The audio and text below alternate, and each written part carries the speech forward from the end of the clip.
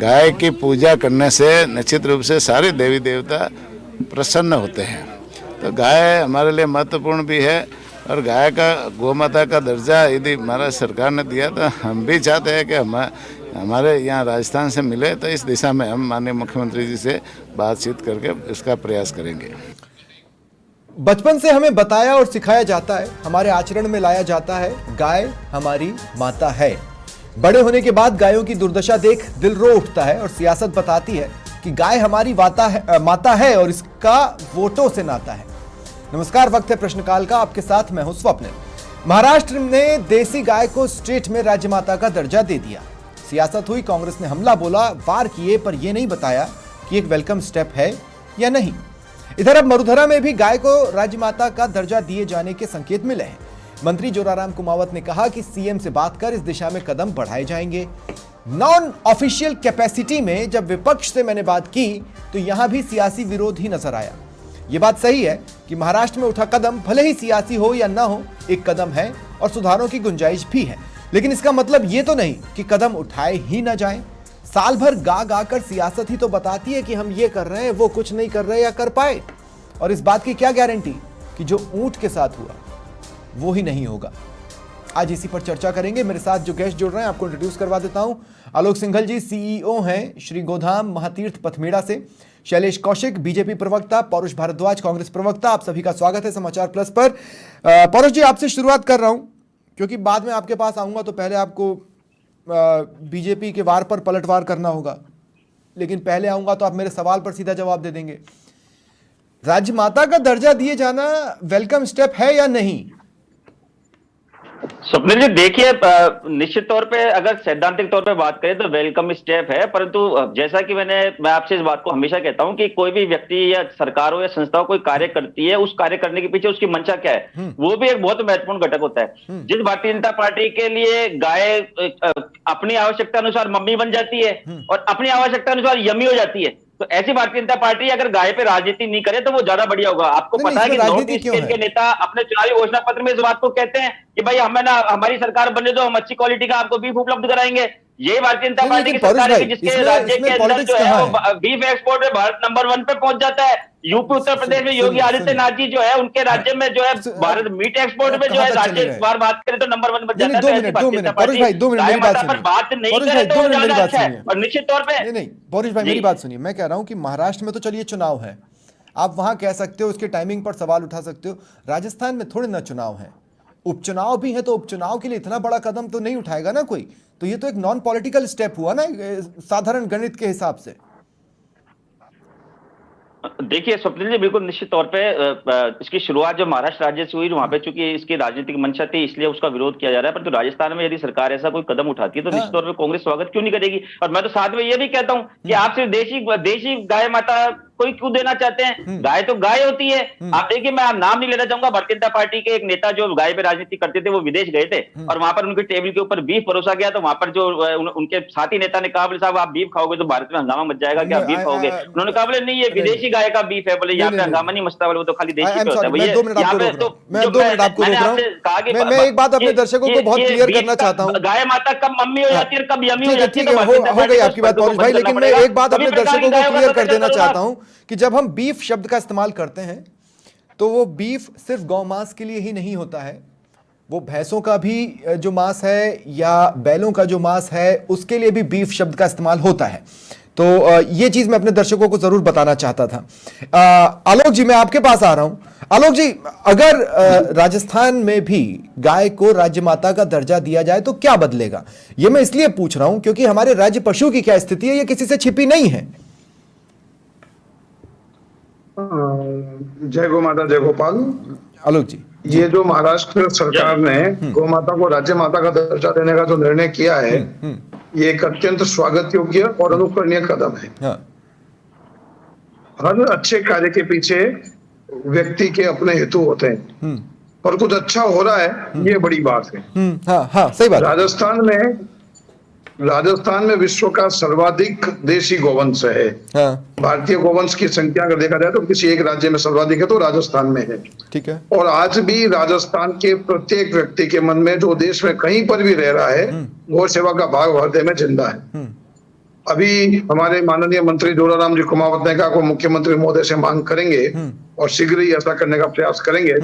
अगर ऐसा होता है तो मैं मानता हूं कि राजस्थान में जो गौ सेवा की लहर है वो और बढ़ेगी, और उसका फायदा किसको मिलेगा, किसको नुकसान होगा, मैं उसमें नहीं जाना चाहूंगा, पर गौमाता का महत्व उससे बढ़ेगा। आम जन में गौमाता के प्रति श्रद्धा और आस्था का भाव भी बढ़ेगा। लेकिन आलोक जी देखिए, जैसे मैंने कहा ऊंट के साथ क्या हो रहा है क्या नहीं हो रहा है ये किसी से छिपा नहीं है।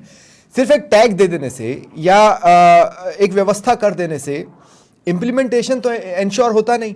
हमें यह भी तो देखना पड़ेगा आप कर क्या रहे हो। भाई अभी हाल ही में सरकार ने अनुदान बढ़ा दिया या चीजें कर दी, लेकिन वो जमीन पर किस तरह से डिलीवर हो रही है नहीं हो रही है इसका खाका तो देख लीजिए आप। बैरागी जी ऐसा है, ऊंट में और गाय में एक अंतर है। ऊंट दया का पात्र हो सकता है, पूजा का और सेवा का पात्र आम जनमानस नहीं मानता, परंतु वेद लक्षणा गोवंश, वेदों में जो गोमाता के लक्षण है कुकुद और गजकंबल वाले, ये जो हमारे वेद लक्षणा गोवंश है इसके प्रति आम भारतीय की, चाहे वो किसी भी राजनीतिक पार्टी से हो, किसी क्षेत्र से हो, किसी मजहब से हो, किसी पंथ से हो, उसके मन में भी कहीं न कहीं श्रद्धा और आस्था का भाव है। और अगर सरकार उसको स्वीकार करती है तो उससे उसके महत्व में, उसके प्रति श्रद्धा में, आस्था में पुष्टि होगी और वो और अधिक भाव से उसकी सेवा करेगा। ठीक है, यहाँ मैं बताना चाहूंगा जी 2013 में राजस्थान में अशोक गहलोत की सरकार थी, उन्होंने अनुदान प्रारंभ किया। राजस्थान के गौ सेवक चाहे किसी जाति पार्टी के थे, किसी संप्रदाय के थे, उन सब ने उसका स्वागत किया।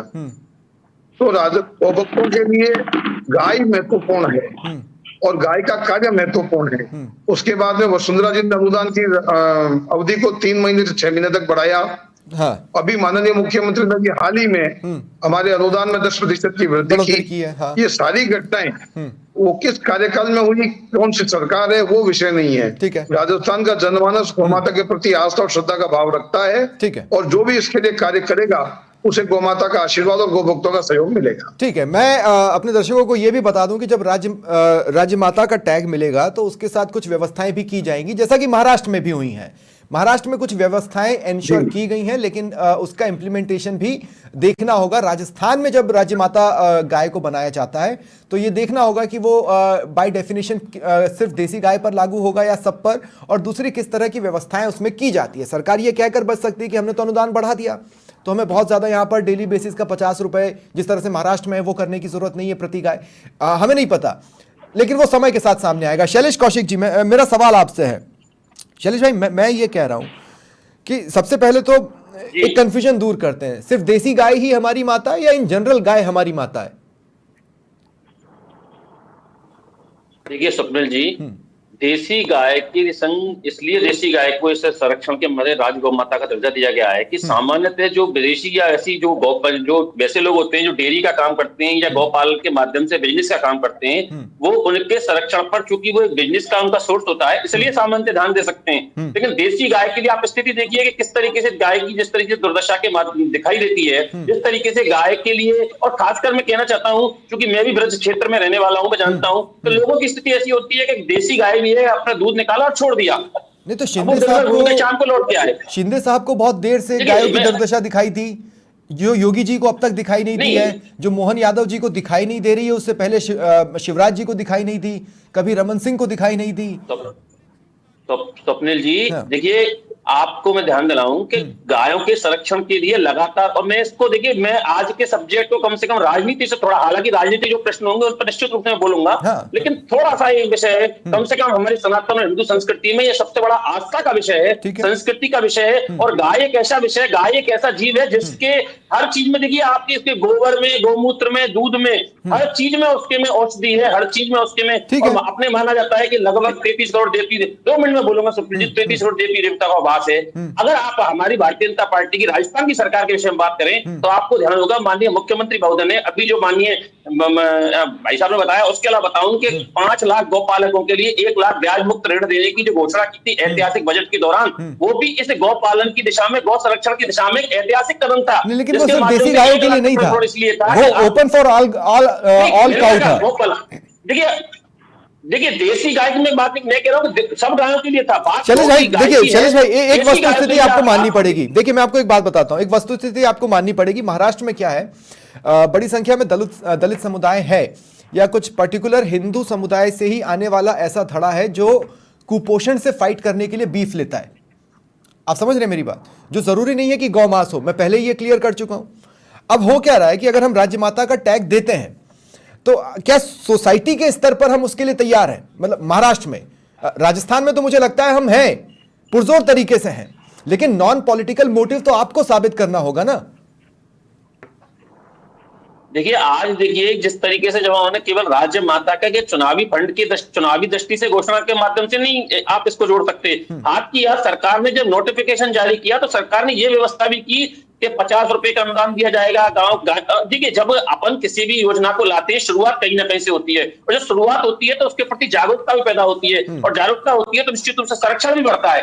आप देखिए जब निश्चित रूप से इस तरीके की गौशालाओं को योजनाएं मिलेंगी तो उनके माध्यम से जब उनको संरक्षण मिलेगा, और संरक्षण के माध्यम से जब गौवंश की ध्यान होगा, गौवंश के प्रति जब जागरूकता होगी तो निश्चित रूप से एक भाव आता है, और भाव के माध्यम से महाराष्ट्र हो चाहे राजस्थान हो, आज हर घर की पहली रोटी गाय के लिए निकलती है। हमारी संस्कृति में है, इसलिए गाय का सम्मान, मान सम्मान तो हमेशा बना रहता है। ठीक है, लेकिन हर घर से निकलने वाली रोटी हमें यह भी देखना होगा कि घर से निकलते ही गाय हमारे सामने आ जाती है और हम उसको आसानी से वो रोटी दे देते हैं। ये कोई अच्छी स्थिति नहीं है। दूसरा मैंने ये देखा है राजस्थान में, नहीं 2 मिनट शैलेश भाई, मैं कुछ और पॉइंट्स हैं जो टेबल पे रख रहा हूं, वो ये रख रहा हूं कि गायों के चारे के लिए कुछ भूमि चिन्हित कर छोड़ी गई है, ओरण भूमि जैसी, कि यहां पर गायें आएंगी और घास खाएंगी, लेकिन उन भूमियों पर भी कई जगहों पर या तो कब्जा है या फिर वो ओरण भूमि विवादों में चली गई है। ये बहुत टिपिकल स्थिति है, ये हमें रोज सड़कों पर देखने को मिलती है। पौरुष भारद्वाज को मैं अब डिबेट में ले रहा हूं। पौरुष जी, मैं देखिए मैं एक बात कह रहा हूं, हिंगोनिया से राजे झुलसी, लंपी से गहलोत, पर दोनों नहीं जागे और यह कदम नहीं आया। अब मैं कह रहा हूं कि अगर यह कदम आ रहा है तो क्यों ना हम एक काम करें कि एक कंस्ट्रक्टिव क्रिटिसिज्म बनाने की कोशिश करें कि ठीक है आप राज्य माता का दर्जा दीजिए, हमारी तरफ से ये सुझाव हैं, ये होने चाहिए। ये नहीं है आपके पास क्या है कि ये बीफ एक्सपोर्टर बड़े हैं, बीफ कंपनियों से लोन ये इनको दान मिलता है। इन पॉइंट्स को साइड में रखकर भी तो सोचा जा सकता है ना पौरुष भाई। नहीं देखिए स्वप्निल जी, निश्चित तौर पे आपकी बात जो है वो बिल्कुल वाजिब है और स्वागत योग्य है, परंतु मैंने जैसा कि कहा कि कोई भी चाहे व्यक्ति काम करे, संस्था काम करे, सरकार काम करे, उसके पीछे उसकी मंशा क्या है वो उस कार्य को परिलक्षित करती है, उसको भी दृष्टिगत रखना आवश्यक होता है। देखिए आपने कहा कि ना बीजेपी गौशाला, हिंगोनिया वाली गौशाला के मामले में जुलसी, तो निश्चित तौर पर हिंगोनिया वाली गौशाला के मामले में आपको पता है कि कांग्रेस पार्टी ने कितना बड़ा आंदोलन किया, परंतु जब लंपी वायरस आया तब हमने केंद्र सरकार से मदद की अपेक्षा थी, केंद्र सरकार ने बिल्कुल साफ पल्ला झाड़ लिया। उसके बावजूद भी हमारे द्वारा 40,000 प्रति पशु जो है वो अनुदान जो है मृतक पशुओं के बदले में दिया गया। परंतु देखिए आपने जैसा कि कहा सुझाव होने चाहिए, बिल्कुल निश्चित तौर पे मैं सुझाव के तहत मैं इस बात को कह रहा हूं कि भाई हम जब मनुष्य में भेद नहीं करते, हम जब कहते हैं बोले नहीं सब चारों वर्ण बराबर है, चारों धर्म बराबर है, सब बराबर है, तो फिर आप गाय में आप देशी कह करके विदेशी कह करके नहीं, पौरुष भाई 2 सेकंड, यहां पर मैं आपको एक फैक्ट चेक दे देता हूं। महाराष्ट्र में देसी गायों पर खतरा है, उनकी संख्या कम हो रही है, अन्य गायों को लेकर ये स्थितियां नहीं है। तो फिलहाल हो सकता है कि भाई देसी गाय के लिए सरकार ने सोचा हो जो बाद में बढ़ाया जाए। हम इस फैक्ट को नजरअंदाज नहीं कर सकते ना। नहीं, चूंकि आपने मुझे सुझाव देने के लिए कहा स्वप्निल भाई, मैं इसी के तहत इस बात को कह रहा हूं कि भाई हम नियमों में ये देशी गाय शब्द ही क्यों लिखें, हम तो गाय शब्द लिखें और उसमें जो पीड़ित जो गाय दिखेगी हमें कि भाई इसको सरकारी मदद की आवश्यकता है, इसको गौशाला की आवश्यकता है, तो ऑब्वियसली कि वो उसके लिए सरकार करेगी या जो स्वयंसेवी संस्था है वो करेगी उसके लिए। वो फिर उसमें ये फर्क क्यों करना कि भाई ये देशी गाय है विदेशी गाय। दूसरी बात देखिए, अभी आपने बहुत अच्छी बात कही, गोचर भूमि वाला जो प्रावधान है, एक तरफ हम वनों को अभ्यारण्य के नाम पे दूसरे पशुओं के लिए हम लोग उनका डेवलपमेंट करते हैं, हम उस अभ्यारण्य के लिए एक नियम बनाते हैं कि भाई इसमें इतने बजे बाद कोई नहीं जाएगा, इसमें बरसात के सीजन में कोई नहीं जाएगा, वन भूमि पे कब्जा नहीं होना चाहिए। तो निश्चित तौर पे गोचर भूमि के लिए भी इस प्रकार के नियम लाने चाहिए कि सरकार गोचर भूमि को विकसित करे, वहां पे जल की व्यवस्था करे, वहां पे घास टाइम टू टाइम उगे, इस बात की सुनिश्चितता हो। बरसात में भले अपने आप हरियाली उग जाती है, परंतु जब सूखे के दिन आते हैं उस समय सरकार इस बात को ध्यान रखे और उसके लिए भी उसी प्रकार के नियम जैसे अभ्यारण्य के लिए होते हैं। निश्चित तौर पे ये कंस्ट्रक्टिव क्रिटिसिज्म है। लेकिन जो लंपी वाला पॉइंट आपने बोला, मैं उस पर एक बात जोड़ने से अपने आप को नहीं रोक पा रहा हूं कि कुछ फंड्स के लिए आपको सेंटर का इंतजार नहीं करना था। मैं आलोक जी के पास जाऊंगा, उससे पहले आपको बता रहा हूं, जैसे अनुदान तो भाई आप ही लोगों ने देना चालू किया था, उसकी तो व्यवस्था होनी चाहिए थी, लेकिन आपके समय में गौशालाओं को बताना पड़ा कि इतने लंबे समय से हमें अनुदान नहीं मिल रहा है, मालिक दे दो। आपको याद होना चाहिए ये पौरुष भाई, वो पैसा कहां था, या उसके लिए भी आप सेंटर पर ही डिपेंडेंट थे? ये तो स्टेट के बजट से निकलता था ना पौरुष भाई। गौशालाओं का अनुदान जो है उसके बारे में तो अभी हमारे जो साथ में बैठे हैं इन्होंने इस बात को कही ना कि भाई कांग्रेस की सरकार के समय अच्छी व्यवस्था थी। नहीं, उन्होंने ये कहा कि कांग्रेस के समय में शुरू हुई है। अपने हिस्से की तारीफ मत निकालिए पौरुष भाई, उन्होंने कहा कि कांग्रेस के समय में शुरू हुआ है। नहीं स्वप्निल जी, अरे उन्होंने कहा कि उस समय शुरू हुआ है पौरुष भाई। इन्होंने, आप भारतीय जनता पार्टी हम पे कुछ भी आरोप लगाया, परंतु जो गायों की सेवा कर रहे हैं, जो गायों के लिए अपना जीवन जिन्होंने समर्पित कर दिया, वो इस बात को कह रहे हैं। नहीं पौरुष भाई, नहीं प्लीज नहीं पौरुष भाई, नहीं, उन्होंने तारीफ नहीं की। मैं ये क्लियर कर दूं, इस डिबेट को शुरुआत से देखा जा सकता है। आलोक जी ने बताया कि गहलोत जी ने अनुदान चालू किया था, ठीक है, आलोक जी बोलेंगे। हाँ ठीक है, आलोक जी बोलेंगे। आलोक जी आप कुछ जोड़ना चाह रहे थे? हम सभी को करना चाहिए। मैं आपको ये निवेदन कर रहा हूँ कि गोदाम महातीर्थ पथमेड़ा जो है विश्व का सबसे बड़ा गौ सेवा संस्थान है। हमारे लिए गाय सर्वोपरि है जी। कोई पार्टी, जाति, समाज, पंथ या क्षेत्र नहीं है। हम उत्तराखंड के मुख्यमंत्री पुष्कर सिंह जी धामी से मिले, उस वक्त वहां पर अनुदान 30 रुपए प्रतिदिन था। हमने उनको निवेदन किया कि गोदाम पथमेड़ा चाहता है कि बद्रिश नस्ल की गौवंश का संरक्षण हो। उन्होंने उसका अनुदान 30 रुपए से बढ़ाकर कहा कितना करना चाहिए, हमने 100 रुपए के लिए बोला, उन्होंने उसको 80 रुपए प्रतिदिन की। उसके लिए सैल्यूट है उनको, अच्छा काम किया। राजस्थान में मैंने, देखिए मैं पथमेड़ा का रिप्रेजेंट करता हूँ, मैं किसी राजनीतिक दल को रिप्रेजेंट नहीं करता। अशोक जी ने अनुदान शुरू किया, वसुंधरा ने जो उसको दुगना किया, अशोक जी ने उसको 9 महीना किया। अभी हमारे भजनलाल जी मुख्यमंत्री बनते ही उसके अनुदान को बढ़ाया और उसको और भी आगे काम करने का उनका संकल्प है। जोराराम जी कुमावत अभी गोदाम महातीर्थ पथमेड़ा पधारे थे, उन्होंने कहा कम अनुदान को 12 महीने का अनुदान भी करेंगे। और राजस्थान का प्रत्येक निराश्रित गोवंश, वेद लक्षणा गोवंश जो सड़क पर है, और उसमें मैं थोड़ा बताना चाहूंगा, समस्त भारतीय मेरे भाई बहन है, ये हम प्रतिज्ञा में बोलते हैं, पर जो मेरा भाई है वो तो भाई है।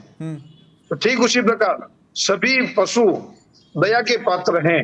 पर वेद लक्षणा गोवंश जो है वो पूजा का, आदर का, सेवा का और सम्मान का पात्र भी है। वो थोड़ा सा हमें इस विषय में चिंतन और मनन करना चाहिए। बिल्कुल आलोक जी, मैं इसी बात को आगे बढ़ा रहा हूँ, मैं आप ही की बात को आगे बढ़ा रहा हूँ। मैं ये कह रहा हूँ कि मैं बहुत लंबे वक्त तक साउथ में था, हैदराबाद में ऐसे सड़कों पर गाय दिखती नहीं थी, और अगर हमें कभी गौ पूजा करनी होती थी तो हमें गौशाला ढूंढनी पड़ती थी और वहां जाकर हम गौ सेवा करके आते थे। आप और जैसे जैसे साउथ में बढ़ेंगे इस तरह की स्थितियां और भी सटीक होती जाती हैं, बेहतर होती जाती हैं। तो मैं कह रहा हूं राज्य माता क्यों, राष्ट्र माता बन राष्ट्र नीति क्यों नहीं बन सकती? बिल्कुल है कि नहीं? मैं उसी जगह पर आ रहा था। मैं उसी जगह आप जो कह रहे हैं वही मेरा भाव था। एक राज्य ने, राजस्थान ने अनुदान की शुरुआत की। आज देश के लगभग 12 राज्यों में अनुदान मिल रहा है। एक राज्य ने गाय को राज्य माता बनाने की शुरुआत की है। पूरे देश के राज्य इसमें आगे बढ़े और भारत सरकार गाय को राष्ट्रीय प्राणी घोषित करे। एक आपको मैं और बताना चाहूंगा, जो विदेशी देशी जो बात हो रही है आलोक भाई, वहां पे टिपिकलिटी फंस जाएगी। आपदा राहत अनुदान जो मिलता है उसमें कैटल कैंप का एक प्रोविजन है, उसका नाम कैटल कैंप है। पर उस कैटल कैंप में केवल देशी गौवंश को ही अनुदान मिलता है। उसमें ऊंट को, गधे को, भेड़ को, बकरी को अनुदान नहीं मिलता। केवल देशी गाय को अनुदान मिलता है, जबकि नाम कैटल कैंप है उसका। तो ठीक उसी प्रकार जो वेद लक्षणा गोवंश है, जो आज पीड़ित है, दुखी है, सड़क पर है, जिसका गोचर हम लोगों ने कब्जा कर लिया। जैसा आपने बताया गोचर के बारे में, गोचर आज सड़कों पर गाय क्यों है? क्योंकि गोचर हम इंसानों ने, हम मानवों ने अपने लिए उपयोग कर लिया, उस पर कब्जा कर लिया। चारागाह भूमि को हमने कब्जा कर लिया। गाय के चरने के लिए, विचरने के लिए, रहने के लिए जितनी भी जगह थी, आज सब मानवीय आबादी बढ़ रही है। हमारे उद्योग धंधे, व्यापार वहां पर फैल रहे। सही बात है, और इसीलिए शैलेश कौशिक जी को मैं दोबारा डिबेट में लेना चाहता हूं। आलोक जी, शैलेश भाई देखिए स्थिति क्या है। हमारा प्रदेश वो प्रदेश है जिसने सबसे पहले गायों के लिए एक अलग से विभाग के बारे में सोचा, लेकिन राजमाता का दर्जा नहीं सोचा। वो महाराष्ट्र में सोचा गया, वो भी शिवसेना शिंदे गुट की ओर से। आप समझ रहे मेरी बात? हम राष्ट्र नीति पे तो बात ही नहीं कर रहे हैं, हम तो अभी राजमाता की बात कर रहे हैं। तो ऐसे में अब क्या है ना कि अगर हम आपसे बोलेंगे कि राष्ट्रमाता क्यों नहीं घोषित कर देते, तो आप फंस जाएंगे। इसलिए फंस जाएंगे क्योंकि आप भी जानते हैं कि कई राज्य जहां पर आप ही हैं सपोर्ट नहीं ले पाएंगे। गोवा में आप क्या मुंह दिखाएंगे ये करने के बाद, या नॉर्थ ईस्ट में आप क्या मुंह दिखाएंगे ये करने के बाद? आप फंस जाएंगे शैलेश भाई। देखिए स्वप्निल जी, जब आवश्यकता होती है, आज शुरुआत हुई है, और जब शुरुआत होती है तो उसके परिणाम आगे भविष्य में सार्थक भी होते हैं। जैसे कि अभी भाई साहब बता रहे थे कि जब राजस्थान में अनुदान की शुरुआत हुई तो 12 राज्यों तक अनुदान पहुंचा। देखिए, गायों के प्रति जिस तरीके का मनोभाव और जिस तरीके की श्रद्धा आस्था है ना, उसके लिए केवल शुरुआत की आवश्यकता। शुरुआत चाहे महाराष्ट्र करे, चाहे उत्तर प्रदेश करे, चाहे राजस्थान करे, चाहे पंजाब करे, एक बार शुरुआत होने के बाद जब मैसेज जाता है ना, तो आज माननीय मंत्री महोदय ने कहा भी था, आपके उस पर चल रहा था अभी, कि देखिए कि साहब हम माननीय मुख्यमंत्री जी से बात करेंगे। आप जानते हैं माननीय मुख्यमंत्री जी तो वैसे भी कृष्ण भक्त और ब्रज के भक्त हैं, तो वो तो निश्चित रूप से। लेकिन क्या एथिकल और मोरल लेवल पर ये सही लगेगा? क्या ये एथिकल और मोरल लेवल पर आपके पक्ष में जाएगा? कांग्रेस आपके मोरालिटी पर सवाल उठा रही है। स्वप्निल जी मैं क्या कह रहा हूँ कि मैं कह रहा हूँ कि जब जिस तरीके से माननीय मंत्री महोदय ने कहा, निश्चित रूप से आप विश्वास रखिए कि इस विषय पर राजस्थान की सरकार बहुत ही सकारात्मक सोचेगी। शैलेश भाई मेरी बात सुनिए, कांग्रेस आपकी मोरालिटी पर सवाल उठा रही है। कांग्रेस ये कह रही है कि अगर बीफ एक्सपोर्टर्स से आप दान लेते हैं तो फिर तो आपकी मोरालिटी पर सवाल उठेंगे ना। देखिए, कांग्रेस क्या कह रही है। अब मैं अभी पौरव जी बात कर रहे थे, मैंने शुरू में कहा था कि मैं राजनीतिक चर्चा नहीं करना चाहता था इस विषय पर। मैं पूछना चाहता हूं कि ये कभी कह रहे थे कि हमारी सरकार ने ये किया, हमारी सरकार ने। आपकी सरकार की पौरव जी थोड़ी सी इतिहास और बता दूं कि लास्ट के बजट सत्र में जिस वक्त अशोक गहलोत जी ने तमाम घोषणाएं की थी, स्वप्निल जी को याद होगा, उस वक्त उन्होंने घोषणा और की थी पशु बीमा की, और जिसको लागू किया था, जो जनता को लाइन में लगाया था, उसके लिए 6/9/2023 को, और 1 करोड़ 10 लाख पशुओं का पंजीकरण हुआ था, 1500 पशुओं का पशु बीमा हुआ था। अब बताइए, ये आपके सरकार की पशुओं के प्रति नहीं, लेकिन इससे ये बात तो फिर नहीं जा रही ना कि आपकी मोरालिटी पर सवाल का जवाब नहीं आया। जवाब तो आपकी मोरालिटी पर था कि क्या बीफ एक्सपोर्टर्स से नहीं, लड़ना नहीं है। मैं आप दोनों से एक सवाल और ले रहा हूँ। लड़ना नहीं है, मैं आप दोनों से एक सवाल और ले रहा हूँ। उसके बाद फिर मैं आलोक जी के पास जाकर डिबेट खत्म करूंगा। शैलेश भाई मेरा सीधा सवाल है, दूसरी तरफ जाने हाँ नहीं, इसीलिए मैं रोक रहा हूँ। शैलेश भाई सीधा सा सवाल है कि अगर बीफ एक्सपोर्टर्स से आप अगर डोनेशन लेते हैं तो फिर तो दिक्कत है ना शैलेश भाई, फिर तो मोरालिटी पर तो सवाल उठेंगे ना। देखिए, मॉरलिटी भारतीय जनता पार्टी की, और भारतीय जनता पार्टी शुरू से आप देखिए जिस तरीके से गौ रक्षा के प्रति हमारी भावना, हमारा समर्पण है। किसी से हमें सर्टिफिकेट लेने की आवश्यकता नहीं है, और ना हमारी सरकारों की जो गौ रक्षा के प्रति और गौ संवर्धन के प्रति कार्य, ठीक है पौरुष भाई, अरे नहीं, ये डिबेट का मकसद ही नहीं है। आपके नेता हमारे नेता वाला मकसद नहीं है। प्लीज पौरुष भाई सवाल ले लें। ठीक है शैलेश भाई, 2 मिनट रोक रहा हूँ। शैलेश भाई मैं आपको रोक रहा हूं। अरे शैलेश भाई रुकिए ना प्लीज। शैलेश भाई मैं रिक्वेस्ट कर रहा हूं, रुक जाइए। मैं रिक्वेस्ट कर रहा हूं, रुक जाइए। पौरुष भाई मेरी बात सुनिए। पौरुष भाई फिर देखिए आपके पास मौका चला जाएगा। मैं एक सवाल लेना चाह रहा हूं। अरे नहीं भाई, नहीं। अरे सुनिए शैलेश जी, पौरुष भारद्वाज आप दोनों को चुप होना पड़ेगा। शैलेश कौशिक और पौरुष भारद्वाज आप दोनों को चुप होना पड़ेगा, नहीं तो सवाल रह जाएंगे। 2 मिनट शैलेश कौशिक जी रुकना पड़ेगा। पौरुष भारद्वाज मेरी बात सुनिए। पौरुष भाई 2 मिनट सांस ले लीजिए। पौरुष भाई सांस ले लीजिए। सुनिए पौरुष भाई मेरी बात सुनिए। मैं आपसे सिंपली एक बात कह रहा हूं, कांग्रेस को कभी बैठकर ये सोचना चाहिए कि गाय का इश्यू आते ही आप लोगों को डिफेंसिव मोड पर क्यों जाना पड़ता है। कांग्रेस को एक बार बैठकर ये सोचना चाहिए कि गाय का इश्यू आते ही आप ये क्यों मान लेते हैं कि वोट बीजेपी को ही जाएंगे।